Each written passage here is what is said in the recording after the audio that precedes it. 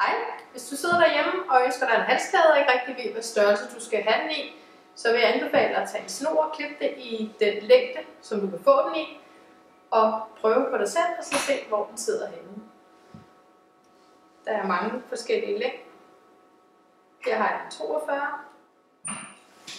Den prøver jeg lige, så kan du se, hvor den sidder på mig. Den sidder her, og det er et kort halssmykke, som er lidt feminint og pænt. Så kunne man vælge at have samme smykke i en lakkæde, så giver det et helt andet look. Så får du et meget casual look.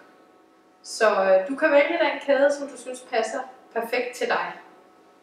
Alternativt kunne du vælge en tekstilsnor, som fås i rigtig mange farver og lidt forskellige længder og med forskellige endestykker på. Der binder du en knude i den længde, du vil have. Du kan også binde den på mange forskellige måder.